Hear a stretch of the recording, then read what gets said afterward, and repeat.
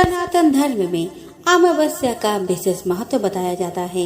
इस दिन शनि देव का जन्म हुआ था, इसीलिए इस दिन को शनि जयंती के नाम से भी जाना जाता है। इसी दिन वट सावित्री व्रत भी होता है। ज्येष्ठ अमावस्या के दिन पवित्र नदियों में स्नान किया जाता है। इस दिन दान का विशेष महत्व होता है। इसके साथ ही अमावस्या के दिन पितरों के तृप्ति के लिए पिंड दान किया जाता है। ज्येष्ठ अमावस्या की महत्वता। ज्येष्ठ अमावस्या की महत्व। ज्येष्ठ अमावस्या जेठ महीने में होती है। ज्येष्ठ अमावस्या को शनि जयंती के नाम से भी जाना जाता है, क्योंकि इस दिन शनि देव का आशीर्वाद प्राप्त करने के लिए तन मन से शुद्धता बनाए रखनी चाहिए। इस दिन सच्चे मन से शनि देव की पूजा की जाती है।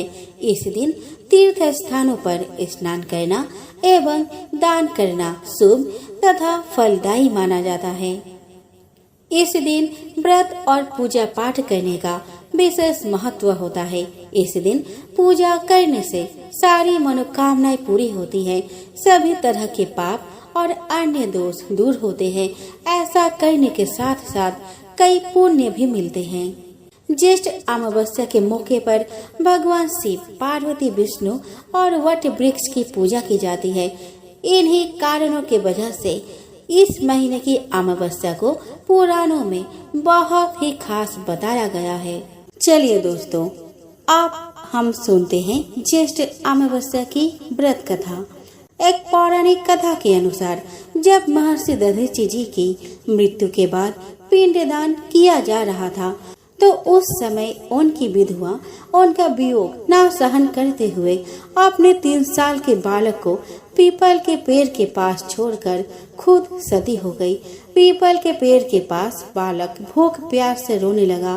पीपल के पेड़ से गिरे फल को उसने खा लिया और उस फल को खाते हुए वह बड़ा होने लगा।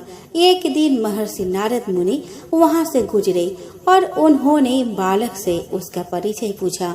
बालक ने कहा कि उसे भी नहीं पता, कि वह खुद नहीं जानता कि वह कौन है। नारद मुनि ने बालक को ध्यान से देखा और बताया कि वह महर्षि दधीचि का पुत्र है एवं उन्हीं की अस्थियों का वज्र बनाकर ही देवताओं ने असुरों पर जीत हासिल की है। उन्होंने बताया कि उसके पिता की मौत 30 साल की उम्र में ही हो गई थी। बालक ने अकाल मृत्यु का कारण पूछा तो नारद मुनि ने बताया कि बालक के पिता पर शनिदेव का महादशा चल रहा था। इतना कहने के बाद नारद मुनि ने बालक का नाम पीपलाद रख दिया और उसे शिक्षण देना शुरू किया। बालक ने इसके बाद ब्रह्मा विष्णु की घोर तपस्या की। ब्रह्मा जी पीपलाद के तपस्या से खुश हुए और उन्होंने उससे वरदान मांगने के लिए कहा। पीपलाद ने किसी को भी देखने मात्र से जला देने की शक्ति मांग ली। यह शक्ति प्राप्त हो जाने के बाद पीपलाद ने शनिदेव का आह्वान किया। शनिदेव के प्रकट होते ही उसने आंखें खोलकर शनिदेव को भस्म करना शुरू कर दिया। शनिदेव का शरीर जलने लगा। शनिदेव की रक्षा के लिए सभी देवताओं ने प्रयत्न किए, परंतु कोई फायदा नहीं हुआ। फिर देवताओं की प्रार्थना पर ब्रह्मा जी खुद पीपलाद के सामने आए और शनिदेव को छोड़ने के लिए एक के बदले 2 वरदान मांगने के लिए कहा। तो पीपलाद ने 2 वरदान मांगे और कहा कि 5 साल के किसी भी बालक की कुंडली में शनिदेव का प्रभाव न रहे एवं कोई भी बालक शनिदेव के महादशा के कारण पीपलाद की तरह अनाथ न हो, क्योंकि पीपलाद की कुंडली में शनि दशा थी, जिस कारण वह अनाथ हो गया था। दूसरा वरदान यह मांगा कि जो भी व्यक्ति अमावस्या के दिन सूर्योदय से पहले पीपल के पेड़ को अर्घ्य देगा, उस पर शनि देव का कोई प्रभाव नहीं पड़ना चाहिए। पीपलाद ने वरदान मिलने के बाद शनिदेव को छोड़ दिया। पौराणिक कथा के अनुसार चंद्र का विवाह दक्ष प्रजापति की 27 नक्षत्र कन्याओं के साथ संपन्न हुआ। चंद्र एवं रोहिणी बहुत खूबसूरत थी एवं चंद्र का रोहिणी पर अधिक स्नेह देख शेष कन्याओं ने अपने पिता दक्ष से अपना दुख प्रकट किया। दक्ष स्वभाव से ही क्रोधी प्रवृत्ति के थे और उन्होंने क्रोध में आकर चंद्र को श्राप दे दिया कि तुम क्षय रोग से ग्रस्त हो जाओगे। सनेह सनेह चंद्र क्षय रोग से ग्रसित होने लगा और उनकी कलाएं छिन्न होना प्रारंभ हो गई। नारद जी ने उन्हें मृत्युंजय भगवान आशुतोष की आराधना करने को कहा। तत्पश्चात उन्होंने भगवान आशुतोष की आराधना की। चंद्र अंतिम सांसें गिन रहे थे कि भगवान शंकर ने प्रदोष काल में चंद्र को पुनर्जीवित का वरदान देकर उसे अपने मस्तक पर धारण कर लिया, अर्थात चंद्र मृत्यु तुल्य होते हुए भी मृत्यु को प्राप्त नहीं हुए। पुनः धीरे धीरे चंद्र स्वस्थ होने लगे और पूर्णमासी पर पूर्ण चंद्र के रूप में प्रकट हुए। चंद्र क्षय रोग से पीड़ित होकर मृत्यु तुल्य कष्टों को भोग रहे थे।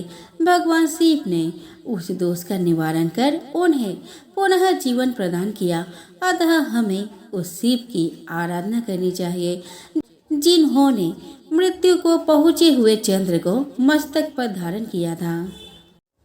आज हम आपको रामायण का एक अनोखा किस्सा सुनाने जा रहे हैं। जब शांत और सरल स्वभाव की माता सीता ने क्रोध में आकर भयंकर श्राप दिया था। यह श्राप उन प्राणियों को दिया गया था जिन्होंने माता सीता और भगवान राम के समक्ष झूठ बोला था। आइए हम जानते हैं उसी रोचक कहानी के बारे में। वाल्मीकि रामायण में राजा दशरथ के श्राद्ध से जुड़ा एक किस्सा वर्णित है। यह किस्सा माता सीता द्वारा राजा दशरथ के पिंडदान से जुड़ा हुआ है। कथा के अनुसार वनवास के दौरान भगवान राम, सीता माता और लक्ष्मण पितृपक्ष के समय श्राद्ध करने के लिए गया धाम पहुँचे थे। श्राद्ध की विधि में प्रयोग होने वाली आवश्यक सामग्री को जुटाने के लिए प्रभु श्री राम और लक्ष्मण नगर की ओर चले गए। श्री राम और लक्ष्मण को दोपहर हो गई थी, लेकिन दोनों में से कोई भी सामग्री के साथ पुनः श्राद्ध के स्थान पर नहीं पहुंचा था। तब माता सीता ने गया जी के आगे फाल्गु नदी के तट पर राजा दशरथ का पिंडदान कर श्राद्ध कर्म की विधि को पूर्ण किया। श्राद्ध कर्म की विधि को करते समय माता सीता ने वहां मौजूद वट वृक्ष, केतकी के फूल और गाय को साक्षी बनाया। जब श्री राम लौट कर आए तब माता सीता ने उन्हें पूरा वृतांत बताते हुए श्राद्ध पूर्ण कर लेने की बात कही। श्री राम ने माता सीता से श्राद्ध कर्म पूर्ण और विधिवत रूप से करने का साक्ष्य मांगा। माता सीता ने साक्ष्य के रूप में वट वृक्ष, केतकी के फूल और गाय और फल्गु नदी से प्रमाण देने के लिए कहा। तब केतकी, गाय और फल्गु नदी ने श्री राम के समक्ष झूठ बोल दिए और गलत गवाही दी। मात्र एक वट वृक्ष ने सत्य कहा और माता सीता द्वारा राजा दशरथ के पिंडदान की बात स्वीकारी। इसके बाद माता सीता ने राजा दशरथ का स्मरण कर उनसे ही अपने सत्य का साक्ष्य देने को कहा। राजा दशरथ प्रकट हुए और उन्होंने भी माता सीता के पक्ष में उचित और सत्य बोला। इसके बाद माता सीता ने झूठ बोलने पर केतकी के फूल, गाय और फल्गु नदी को श्राप दिया। फल्गु नदी को बिना पानी के रहने, गाय को जूठा खाने और केतकी को पूजा में वर्जित होने का श्राप दिया। वही वट वृक्ष को सत्य बोलने पर वरदान दिया कि वह सुहाग का प्रतीक मानी जाएगी। जो भी सुहागिन वट वृक्ष की पूजा कर पति की लंबी आयु के लिए प्रार्थना करेगी उसकी पूजा सफल होगी। तो ये थे 5 प्राणी जिन्हें माता सीता ने क्रोध में श्राप दिया था। पौराणिक कथा के अनुसार भद्र देश में अश्वपति नाम के धर्मात्मा राजा का राज था। उनकी कोई संतान नहीं थी। संतान प्राप्ति के लिए राजा ने यज्ञ करवाया, जिसके शुभ फल से कुछ समय बाद उन्हें एक कन्या की प्राप्ति हुई। इस कन्या का नाम सावित्री रखा गया। जब सावित्री विवाह योग्य हुई तो उन्होंने ध्युमसेन के पुत्र सत्यवान को अपने पति के रूप में वरण किया। सत्यवान के पिता भी राजा थे, परंतु उनका राजपाट छीन गया था, जिसके कारण वे लोग बहुत ही दरिद्रता में जीवन व्यतीत कर रहे थे। सत्यवान की माता पिता की भी आंखों की रोशनी चली गई थी। सत्यवान जंगल से लकड़ी काटकर लाते और उन्हें बेचकर जैसे तैसे अपना गुजारा करते थे। जब सावित्री और सत्यवान की विवाह की बात चली, तब नारद मुनि ने सावित्री के पिता राजा अश्वपति को बताया कि सत्यवान अल्पायु है और विवाह के 1 वर्ष पश्चात ही उसकी मृत्यु हो जाएगी। जिसके बाद सावित्री के पिता ने उन्हें समझाने की बहुत प्रयास किए, परंतु सावित्री यह सब जानने के बाद भी अपने निर्णय पर अडिग रही। अंततः सावित्री और सत्यवान का विवाह हो गया। इसके बाद सावित्री सास ससुर और पति के सेवा में लग गई। समय बीतता गया और वह दिन भी आ गया जब नारद मुनि ने सत्यवान की मृत्यु के लिए बताया था। उसी दिन सावित्री भी सत्यवान के साथ वन को गई। वन में सत्यवान लकड़ी काटने के लिए जैसे ही पेड़ पर चढ़ने लगा, उसके सिर में असहनीय पीड़ा होने लगी। तब वह सावित्री के गोद में सिर रख कर लेट गया। कुछ ही समय में उनके समक्ष अनेक दूतों के साथ स्वयं यमराज खड़े हुए थे। यमराज सत्यवान की आत्मा को लेकर दक्षिण दिशा की ओर चलने लगे। पतिव्रता सावित्री भी उनके पीछे चलने लगी। आगे जाकर यमराज ने सावित्री से कहा कि हे पतिव्रता नारी, जहाँ तक मनुष्य साथ दे सकता है, तुमने अपने पति का साथ दे दिया, अब तुम लौट जाओ। इस पर सावित्री ने कहा, जहाँ तक मेरे पति जाएंगे वहाँ तक मुझे जाना चाहिए, यही सनातन सत्य है। यमराज सावित्री के वाणी सुनकर प्रसन्न हुए और उनसे 3 वर मांगने को कहा। सावित्री ने कहा कि मेरे सास ससुर अंधे हैं, उन्हें नेत्र ज्योति दे। यमराज ने तथास्तु कहकर उसे लौट जाने को कहा और आगे बढ़ने लगे, किंतु सावित्री यम के पीछे ही चलती रही। यमराज ने प्रसन्न होकर पुनः वर मांगने को कहा। सावित्री ने वर मांगा, मेरे ससुर का खोया हुआ राज्य उन्हें वापस मिल जाए। इसके बाद सावित्री ने यमदेव से वर मांगा कि मैं सत्यवान के 100 पुत्रों की मां बनना चाहती हूँ, कृपा कर आप मुझे वरदान दे। सावित्री के पति भक्ति से प्रसन्न होकर सावित्री से तथास्तु कहा। जिसके बाद सावित्री ने कहा कि मेरे पति के प्राण तो आप लेकर जा रहे हैं, तो आपके पुत्र प्राप्ति का वरदान कैसे पूर्ण होगा। तब यमदेव ने अंतिम वरदान को देते हुए सत्यवान की जीवात्मा को पास से मुक्त कर दिया। सावित्री पुनः उसी वट वृक्ष के पास लौटी तो उसने पाया कि वट वृक्ष के नीचे पड़े सत्यवान के मृत शरीर में जीवन का संचार हो रहा है। कुछ देर में सत्यवान उठकर बैठ गया। उधर सत्यवान के माता पिता की आंखें भी ठीक हुई, उनका खोया हुआ राज्य भी वापस मिल गया। बर अमावस पर गणेश जी की कहानी। एक बुढ़िया माई थी, मिट्टी के गणेश जी को पूजा करती थी। रोज गणेश जी की मूर्ति बनाती है और वो रोज ही गल जाती है। उस बुढ़िया के घर के सामने एक सेठ का मकान बन रहा था। बुढ़िया मकान बनाने वाले कारीगर के पास जाकर बोली कि भाई, मेरे मिट्टी के गणेश जी रोज गल जाते हैं, आप मेरी पूजा के लिए पत्थर के गणेश जी बना दीजिए, आपकी बड़ी कृपा होगी। मकान बनाने वाला कारीगर बोला कि माई, जितनी देर में हम तुम्हारे लिए गणेश जी बनाएंगे, उतनी देर में तो सेठ जी की दीवार पूरी कर देंगे। बुढ़िया यह सुनकर दुखी मन से अपने घर वापस आ गई। वही दूसरी तरफ दीवार पूरी करते करते शाम हो गई, लेकिन दीवार बनने से पहले ही टेढ़ी हो जा रही थी। शाम को सेठ जी आए और उन्होंने पूछा कि आज कुछ कम नहीं किया। तब मकान बनाने वाले कारीगर ने बुढ़िया वाली बात बताई। तब सेठ जी ने बुढ़िया माई से जाकर कहा कि माई, तुम हमारी दीवार सीधी कर दो तो हम तुम्हें सोने की गणेश जी बना कर देंगे। गणेश जी ने यह सुनते ही सेठ जी की दीवार सीधी कर दी। सेठ जी ने बुढ़िया माई को पूजा के लिए सोने की गणेश जी बनवा कर दिए। गणेश जी को पाकर बुढ़िया माई बहुत प्रसन्न हुई। गर्भ गीता की शुरुआत में अर्जुन भगवान से यही प्रश्न पूछते हैं कि आत्मा का पुनः पुनः जन्म क्यों होता है, इस जन्म में उसके क्या कर्तव्य होते हैं, किन पाप कर्मों के कारण यह जीवन में अनेक दुखों को पाता है।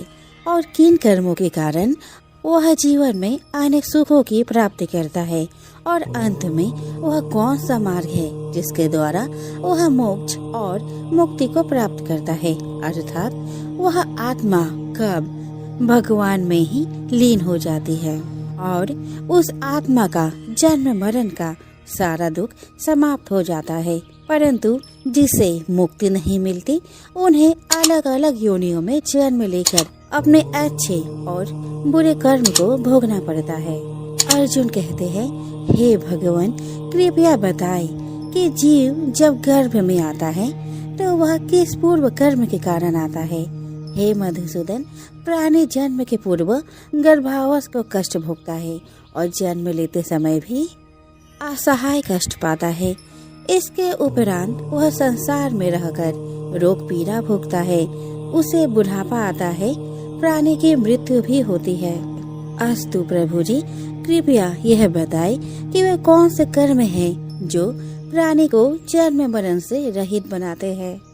श्री कृष्ण कहते हैं, हे अर्जुन, जन्म मरण का बंधन उन प्राणियों की नियति है जो संसार में लिप्त रहते हैं।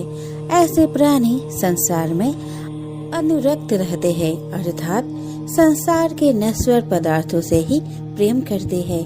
वे सांसारिक वस्तुओं की कामना करते हैं। प्राणी संसार की माया पाने की चेष्टा तो करता है, परंतु मेरी भक्ति पर ध्यान नहीं देता।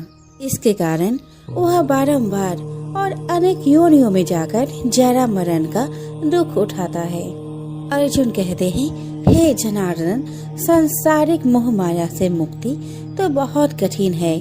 माया चित्त हर लेती है। मन काम, क्रोध, लोभ, मोह और अहंकार रूपी विकार से गिरा मदमस्त हाथी है।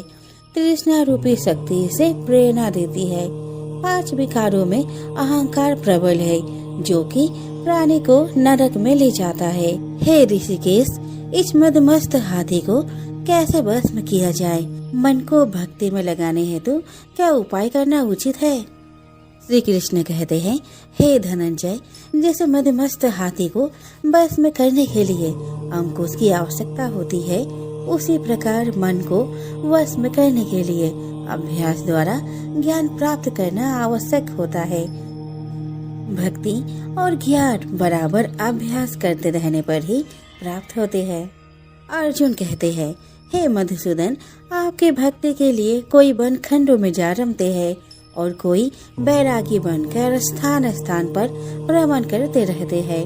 हे प्रभु, कृपया बताएं कि आपकी भक्ति कैसे मिल सकती है।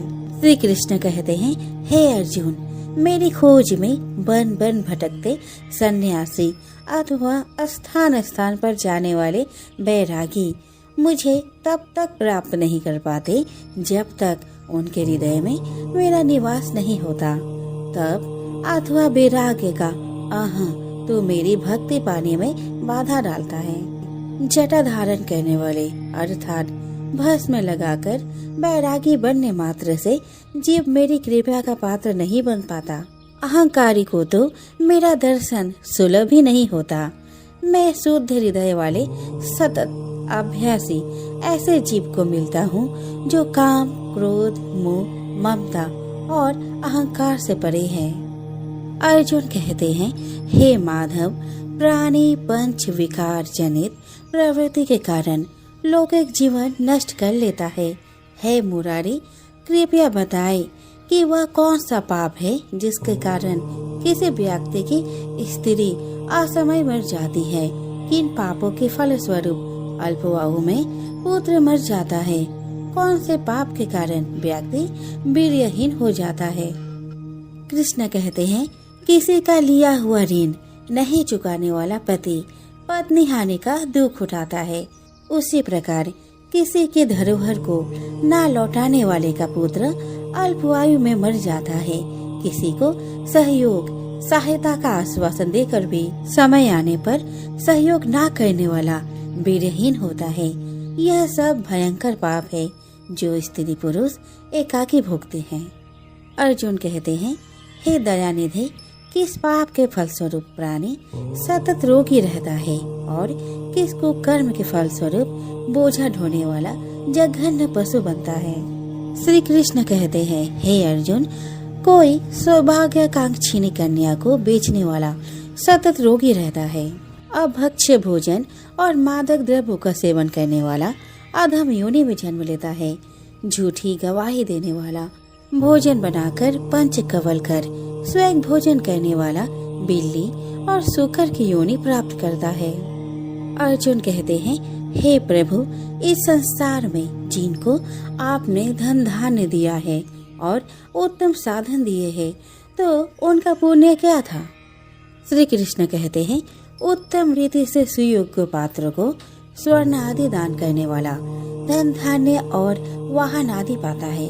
सत्य सनातन वैदिक रीति से सुयोग्य वर को विधि पूर्वक कन्या दान करने वाला उत्तम मानव योनि का अधिकारी बनाता है।